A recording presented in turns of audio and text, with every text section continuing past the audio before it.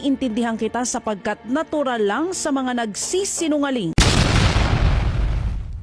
Sige, so ito po yung open letter to, sorry po sasabihin ko lang ito as is, Romel Marbil. Romel, nung lumabas ang issue ng pagbabawas ng aking security personnel, nagbigay agad ako ng pahayag na hindi ito makaapekto sa aking trabaho bilang ikalawang Pangulo ng Pilipinas. Hangad ko sana na matapos na ang usaping ito dahil hindi hamak na napakaraming mga suliranin ng ating bansa na higit na mahalaga kaysa sa aking proteksyon. Subalit tila nakatatlong interview ka na patungkol sa akin. Sa isang banda, naiintindihan kita sapagkat natural lang sa mga nagsisinungaling na magkaroon ng sari-saring kwento at dahilan. Pero hindi ko na maatim ang tuloy-tuloy na panlilinlang sa aking mga kababayan.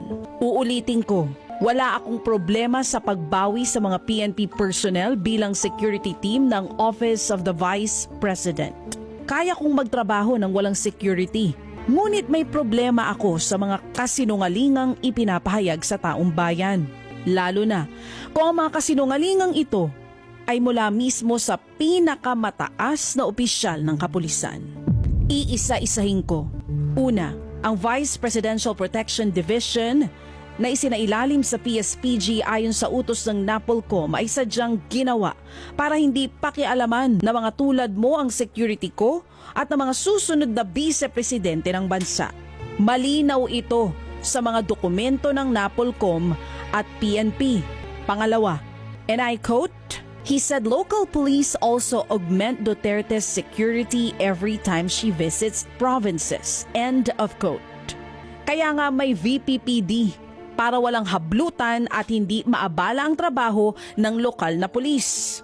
Ikatlo, we requested the Office of the Vice President for a possible pull-out of our 75 personnel because we really need our personnel on the ground in the National Capital Region and they agreed.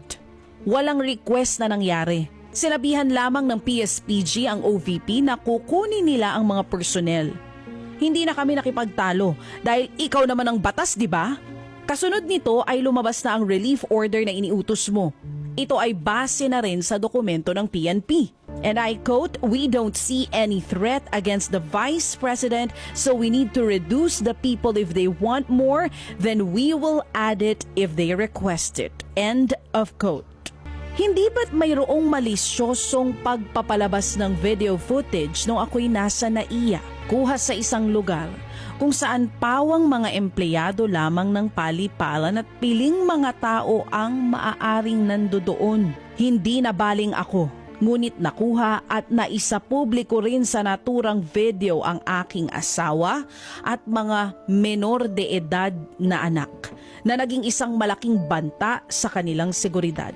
Bukod pa rito, kamakailan lang ay nagtungo rin ang mga operatiba ng PNP sa lugar kung saan ako nakatira upang mag-casing. Pilit pang inaalam kung nasaan mismo ang bahay na inuupahan ko.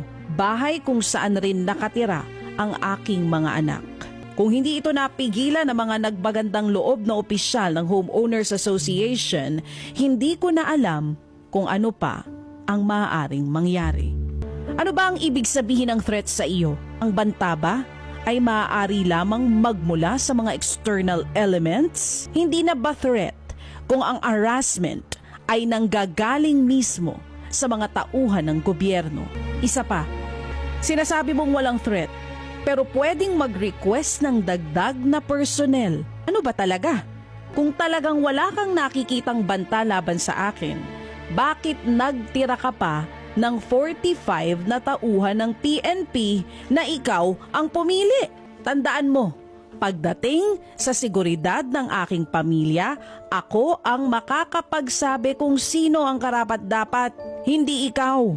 Batas ka lang, hindi ka Diyos. Ikalima, the relief was for police visibility. Maganda sana ang hangarin kung totoo. Ngunit kaduda-duda na ang 38 sa 75 PNP personnel na pinili ninyong masakop ng relief order ay mga pulis na mula sa Mindanao at ipinapalipat sa National Capital Region na para bang hindi kulang ang pulis sa Mindanao.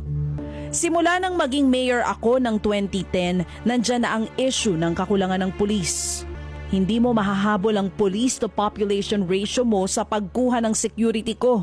Ang kailangan ng PNP ay isang chief na makabago mag-isip at gagamit ng makabagong teknolohiya, drones, innovations at iba pa upang mabigyan ng solusyon ang issue ng peace and order.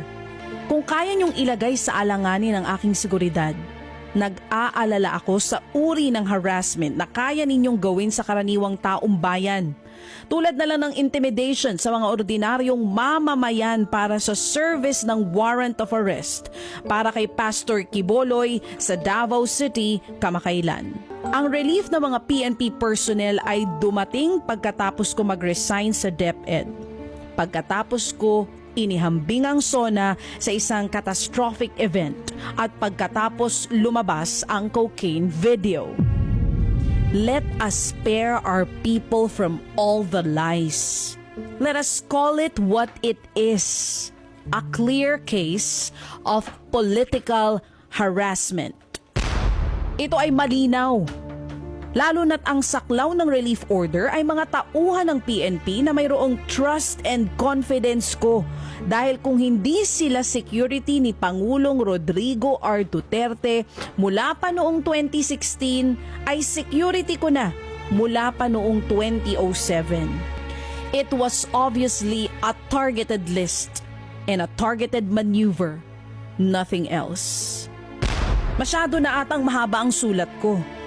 Ang gusto ko lang naman ay wag mo na akong banggitin sa mga pagpapa-interview mo.